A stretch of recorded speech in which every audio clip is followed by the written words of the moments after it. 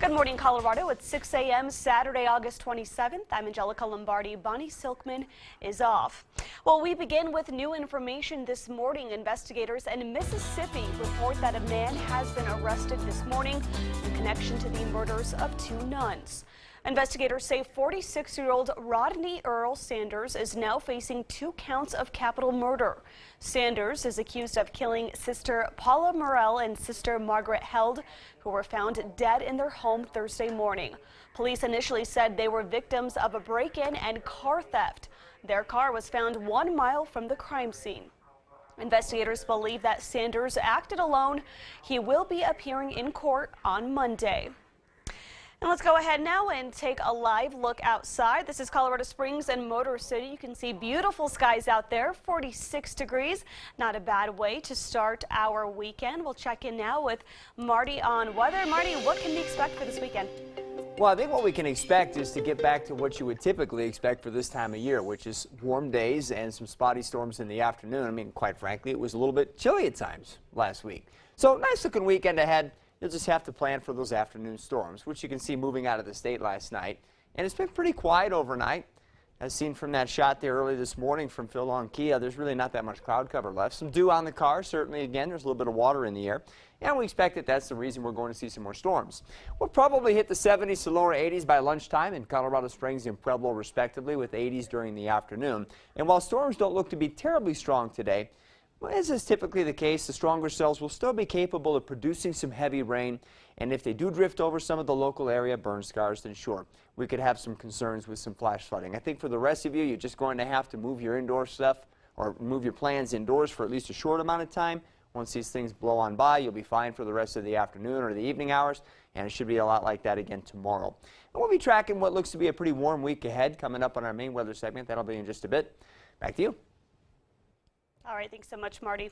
Well, crews are still cleaning up parts of Fountain Creek this morning after a fuel tanker spilled 8,000 gallons of diesel and gasoline in Motor City yesterday. The streets are now clear, but damage remains in the creek.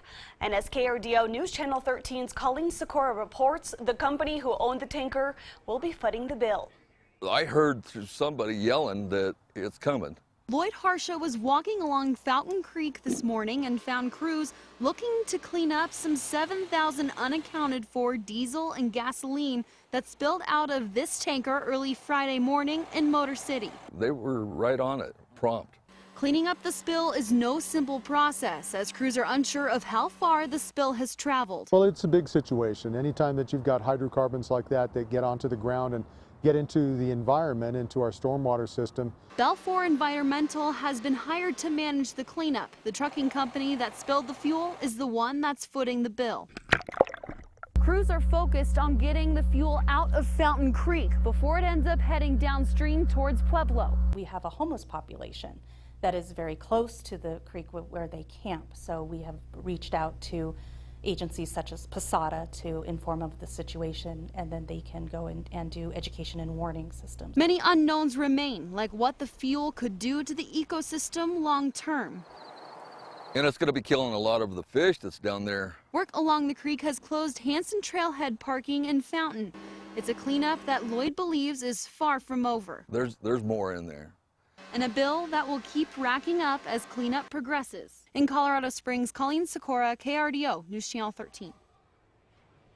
Officials are asking the public to not go into Fountain Creek or, of course, drink any of that water from the creek, starting in Colorado Springs through Pueblo, as they continue to clean up.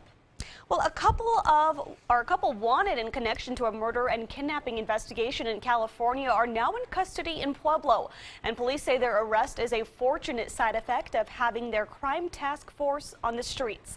The Safe Streets team, which includes police, sheriff, and other law enforcement agencies, was out at the Cozy Motel on Lake Avenue as part of their regular weekly efforts. They were making contact with some other people when they came across 27-year-old Joshua Robertson and 22-year-old Brittany Humphrey. They're suspected of killing Humphrey's half-sister and kidnapping her children. Police say Sergeant Eric Gonzalez says it's always good when Safe Streets has the opportunity to make these arrests. It just happened to be, like I said, our Safe Streets was out doing it, and it was by the graces of having them folks, the extra help on the street that day, that we happened to come across this. And usually when we have the Safe Streets task force out, good things happen.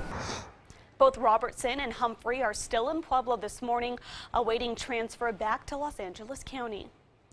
New this morning, Colorado Springs police are investigating a shots fired incident that was reported in the 2000 block of Farrington Street, which is near the intersection of Fountain and Powers. Police tell KRDO News Channel 13 that they found multiple shell casings at the scene and had both ends of the street blocked off around 2 this morning.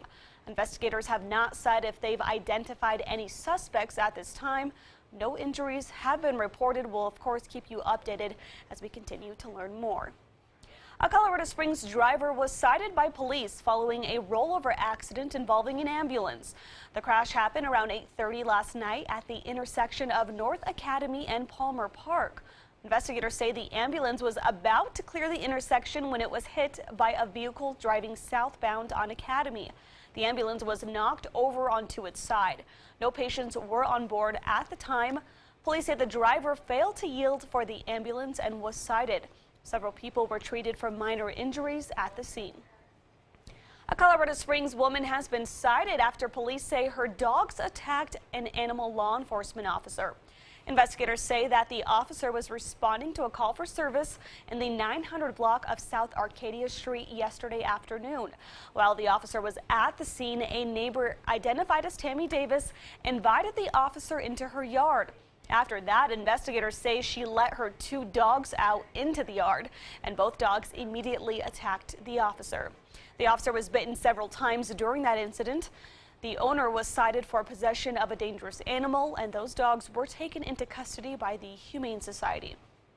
Looking ahead today, a vigil honoring the life of Kelsey Schelling will be held in Pueblo. It will be held at the Southside Walmart at 7 tonight. Schelling disappeared in February of 2013, and the search hasn't stopped since. Well, one Colorado man says he wants to help drivers who may not know what to do if they are pulled over by making an app that will give them a hand. The app, CopWise, was developed by Brian Cumby as a resource to help drivers know their rights. The app can be used to record a traffic stop, store a digital copy of your driver's license or insurance, and help protect people's rights. He hopes that his application can help people that might already be in a nerve-wracking situation. It's meant to de-escalate the situation because lately there's been a lot going on with these types of incidents. So I think the most important thing to do is de-escalate the situation. And by having the user understand their rights and know their rights, it helps to de-escalate that situation because it causes an end to the incident. The CopWise app is available in both the iOS and Android markets, but the app is not free. Drivers in Colorado Springs will want to keep an eye out for construction on Uinta Street this morning. Looking ahead today, Uinta will be closed between North Prospect Street and North Institute Street starting at 9 this morning. The closure will allow road crews to remove trees in preparation for an embankment stabilization project. A detour will be in place, and city officials say drivers should expect some delays. Colorado Governor John Hickenlooper was able to answer the question, where's the beef, during the first night of the Colorado State Fair last night. The governor's beef show was held at the Livestock Pavilion. Of course, it's a fun event sponsored by the Colorado Farm Bureau and pairs 4-H and the FFA kids and their animals with local celebrities. Our very own John Carroll, Abby Oconee, and Mike Everett were all there as guest handlers. They had a short time to learn the finer points of livestock presentation on which they'll be judged. And it's a great opportunity to talk to the 4-H and FFA kids to find out how much pride they actually have in their product, in their projects. These are kids that they're working at sun up through sundown with these animals, and not just the steers, the hogs, the sheep, the goats as well. The kids participating are from all over the state and compete in other steer competitions during the fair. This year, there are more than 300 exhibitors, 50 food vendors, and of course, daily livestock events, including the Junior Livestock Sale on Tuesday. The State Fair runs from 10 a.m. to 11 p.m. on the weekend, noon to 11 p.m. Monday through Thursday, and the fair runs through Labor Day. Of course, you can always find out more on upcoming events on our website at krdo.com. Well, a basketball star is mourning the loss of his cousin due to gun violence in Chicago. Coming up, we'll tell you what police are saying about the incident and how the family is reacting to their death. Plus, you won't believe the speeds reached by this woman during a police chase in Wisconsin. What she's accused